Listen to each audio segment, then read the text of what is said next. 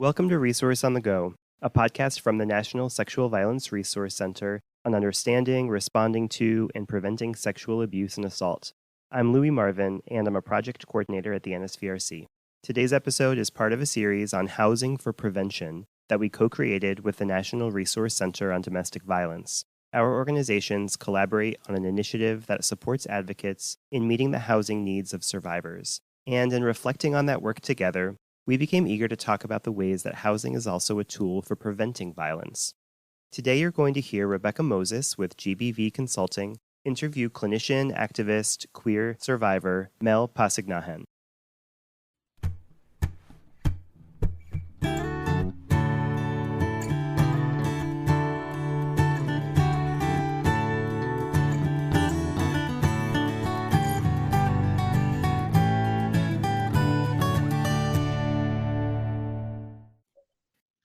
Hello, everyone, and welcome to a podcast in NSVRC series on housing and sexual violence prevention. My name is Rebekah Moses, pronouns she and ella. I'm with GBV Consulting, and I have the distinct honor and pleasure to be joined by Mel, whose pronouns are she, they. Mel is a brown Latinx, Filipinx, queer activist survivor and clinician who has aspired to be in the trenches of serving and uplifting communities in need since they were a young person in school. Being first generation US born, Mel's passion for social justice, equity, and recreating systems that are affirming and inclusive of intersecting identities stems from their own family's narrative of navigating various systems as immigrants and as a person reclaiming space and promoting healing. They are currently pursuing a PhD in gender and sexual fluidity while working as a clinical director of a co-occurring mental health and substance use community clinic. Welcome, Mel. Thank you so much. It's truly an honor and a privilege to be here. So let's chat about housing and sexual violence prevention. Mel, for you, what is the connection between violence prevention and housing? Such a valuable question, the question, right? So the very presence of housing provides both an intrinsic and external level of safety, stability, and subsequently a potential for an individual or persons to set out on a positive trajectory, right? If we were to consider Maslow's hierarchy of needs for a moment, we know that the primary tier requires that shelter be in place in order to experience just physiological fullness first. The domino effect thereafter is that we have the potential to feel satisfaction and security if the following needs on that hierarchy are met. So when it comes to the issue of violence prevention are all the intentional steps and actions that can be taken proactively to contribute to our intrinsic and external needs being met. You know, just to spotlight for a moment the honor I had of being part of a team that founded and created the practice and execution of a very small idea, which happened to be quite large, of creating a safe house and transitional living program for female identified survivors of domestic violence and or sexual assault. They also happen to be living with HIV or AIDS. And so you see all these complexities, all these intersecting identities, these various factors that directly and profoundly impact the trajectory of their lives. And so when I think about my experience as a director of that program and truly being in the trenches with my survivors, just kind of fumbling through their everyday lives, being empowered already, and recognizing their power all over again. I think about how all the different factors that were a part of them getting there, arriving there, how those things need to be looked at very carefully, how they need to be considered with curiosity, And so violence prevention promotes exactly that.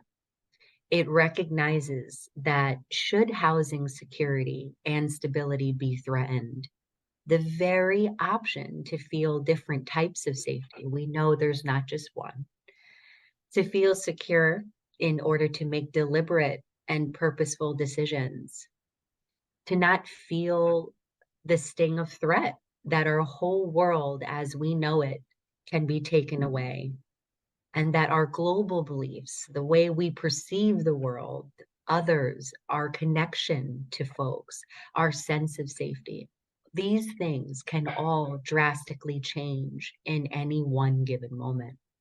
Violence prevention recognizes that.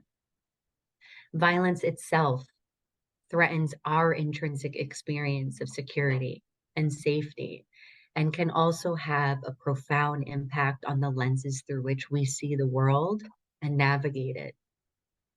Violence prevention and housing, then, it just goes hand in hand. Totally agree. Can you share more about what wisdom exists inside your community to keep people safe and housed? I think at a very basic level, safe housing is the foundation to positive medical, behavioral, financial, overall social determinants of health. Consider the effect of systems on our lives, on our trajectories. Social determinants of health are the conditions in the environments where we all are born, live, learn, work, play, worship, and age, that affect the wide range of health, our overall functioning, our quality of life, the risks we take, the outcomes we experience. So when considering social determinants of health, we have to recognize safe housing is a part of that. Transportation, the composition of our neighborhoods,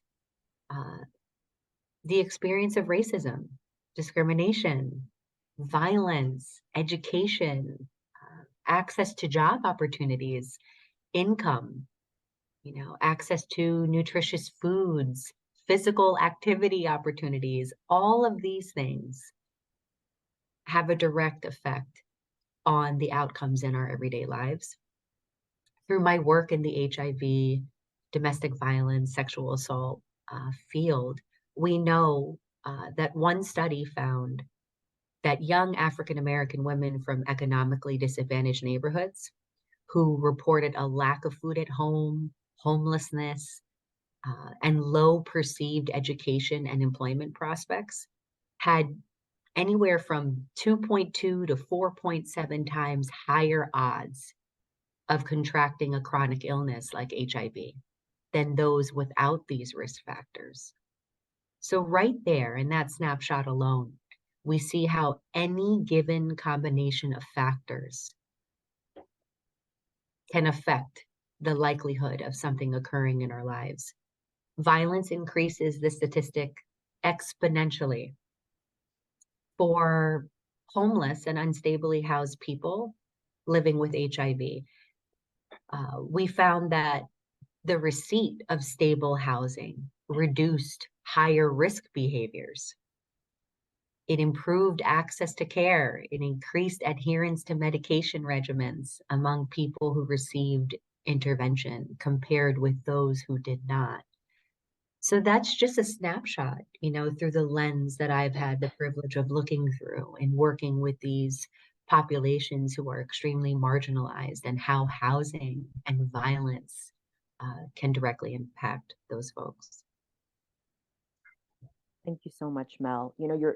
As you're sharing your experience and you're talking about these factors, it brings up for me the fact that there's this dominant story about housing, right? One that says housing is earned and blames individuals for experiencing homelessness.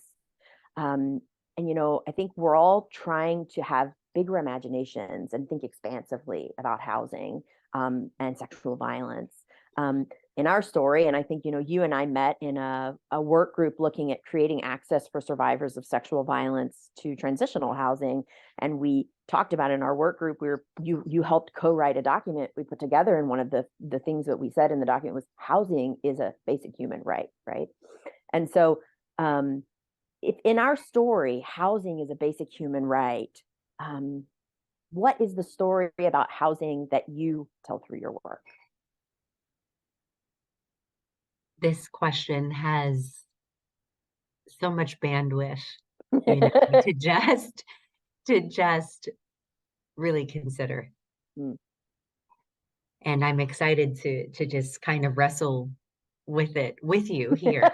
So. And I have to say, we've been told by the folks who are recording this that we should pause and let one another speak. And Mel and I were saying that might be difficult. So this is our first foray into how do we talk about this? So what is the story about housing that we tell through our work? What is this? I mean, because I feel like there's a story we want to tell. There's the story we're forced to tell by limitations around funding and eligibility for things. There's the story that survivors want us to tell, that survivors tell us. Does any of that kind of spark anything for you? Their everyday life is not simply allocated to every human being equitably. And so I have to say that again, access to and the privilege of secure and affordable housing is not simply allocated to every human being equitably. Let's consider this very fact. We see red tape and zoning practices in neighborhoods that were once considered undesirable or promoted as unsafe, so folks would not consider creating domicile there, to now all of a sudden making these neighborhoods entirely inaccessible due to exorbitant costs of rent, to making it nothing but inaccessible, to essentially sever the room for folks to hope and reach and plan. This begs attention to the reality that not all persons have access to the same resources, and consequently all of the ways they navigate everyday life and their access to knowledge that could catapult them into positive health outcomes, into a sense of autonomy and self-efficacy, is stinted. Right? Housing is an undeniable human right, and it is absolute that we are cognizant of how oppressions are perpetuated and promoted systemically, that a lack of safe and stable housing is essentially an act of violence itself. Exactly. I mean, it reminds me of kind of like, I remember as an advocate, my boss, Elena, one of the first things she handed me was Paulo Freire's book on, pedagogy of the oppressed. And one of the lines that I took from that was like, any act that denies a human being the right to ask questions about their life, to answer those questions. Yes. This is not the exact quote, right? The quote is much shorter, but the meaning of the quote for me was like, anything that says a person can't kind of imagine the world and recreate the world to meet their needs in community is an act of violence. And I hear you saying that through the kind of dominant narrative about what housing should be and who should have access to it. But I think what the narrative should actually be, which is it's a basic human right, and allowing people to define what that looks like for themselves in community, is I think one of the first steps in healing from violence. 100%, 100%. And it even begs us to think about healing in a multifaceted way. Working with survivors, we know that healing is very much self-led, right? It stems from a place of ebbs and flows and readiness. It is rooted in just the practice of being gentle and giving room, reminding someone that they have the right to make decisions, and so to your point about the ability to imagine, to your point about housing, however that's conceptualized and its relationship to healing, there's a direct relationship there. Well, and I appreciate you bringing up that point, because I think so often when I've seen this happen, where people make the case that if people have housing, we can prevent maybe further violence in their life, right? Or further bad things happening in their life.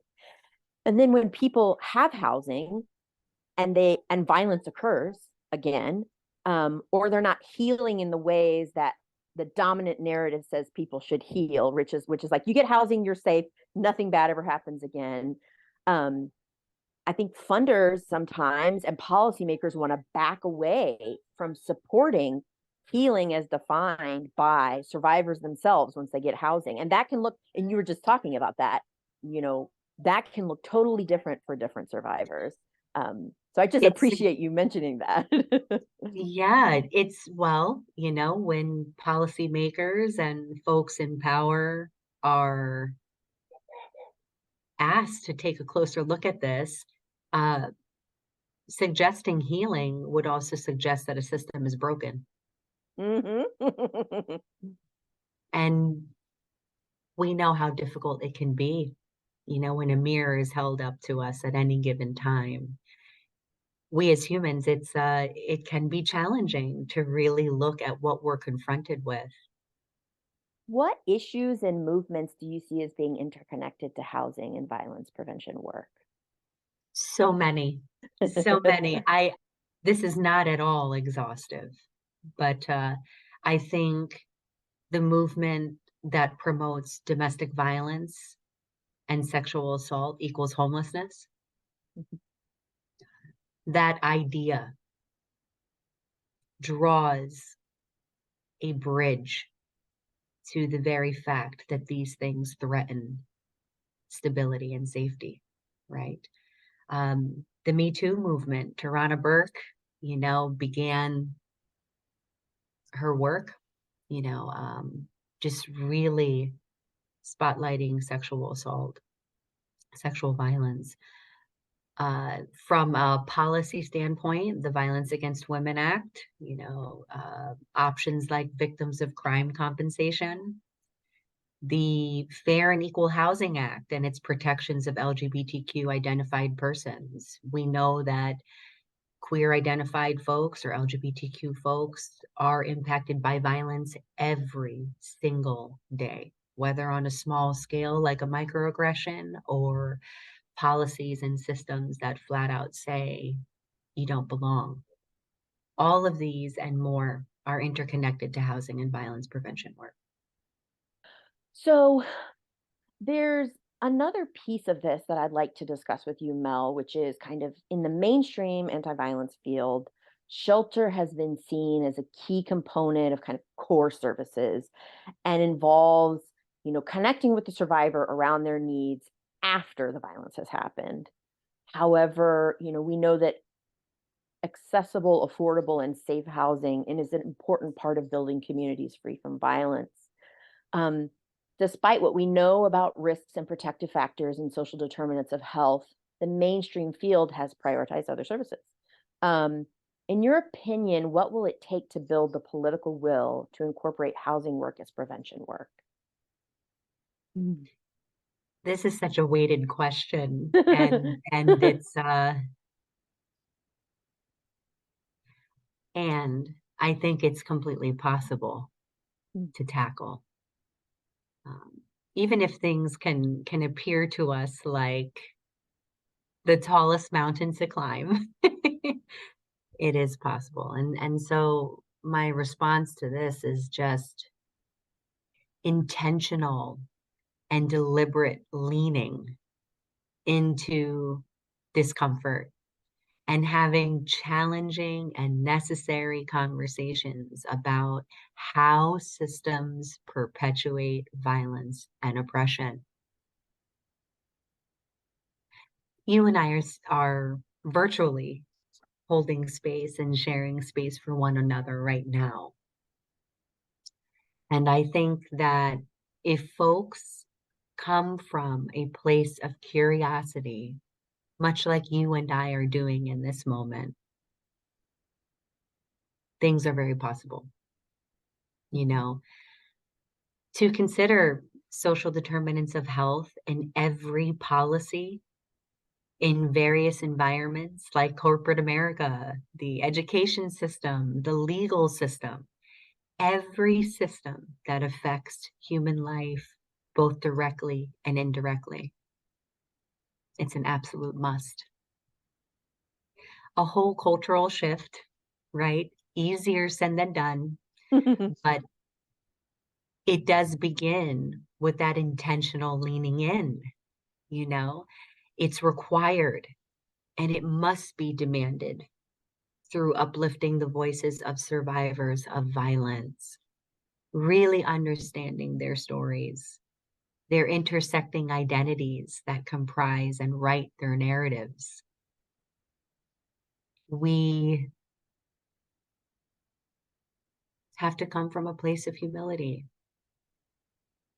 you know, a humble witnessing of just the human condition through dialogue, connection, um, and consideration with curiosity is what it will take.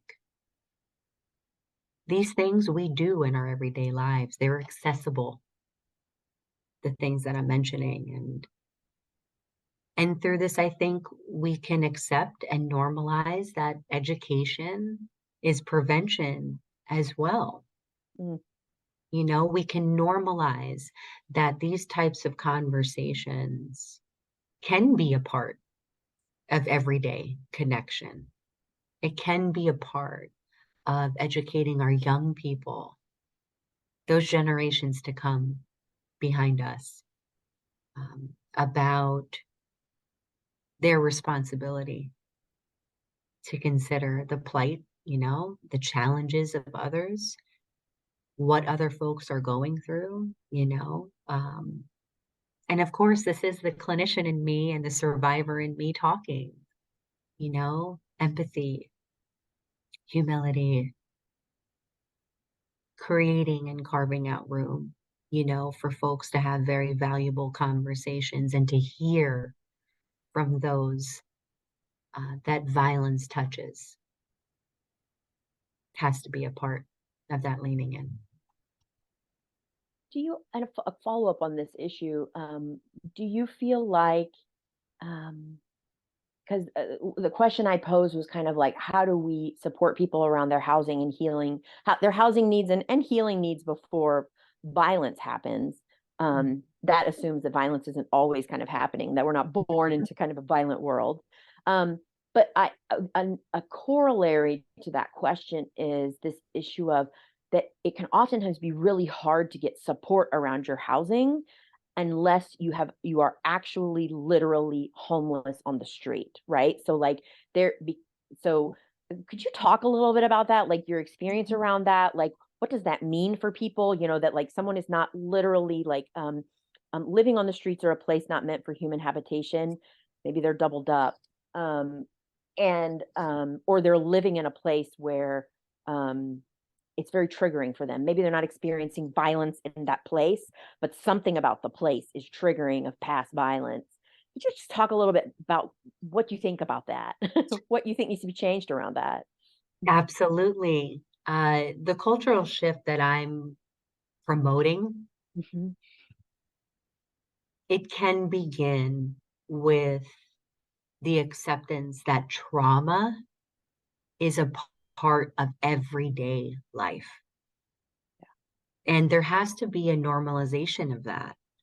And, you know, when folks think about trauma, they think about these really devastating, you know, using, you know, ableist language, debilitating occurrence in someone's life, thinking about trauma. Let's talk about 9/11 and how that directly impacted housing. That's a very observable traumatic experience. But we also have to consider that trauma can be the passing of a loved one. What if that loved one is your primary provider and caregiver who holds down the house, who directly contributes to food being present in the home, the bills being paid so that you can continue domicile there, right?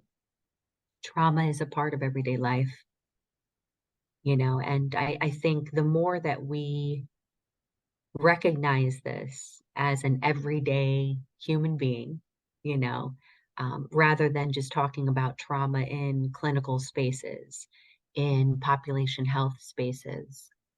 The more we normalize these things, the more our eyes can really open to witness the fact that folks are dealing with violence and potentially trauma all the time. And that they may need support around housing.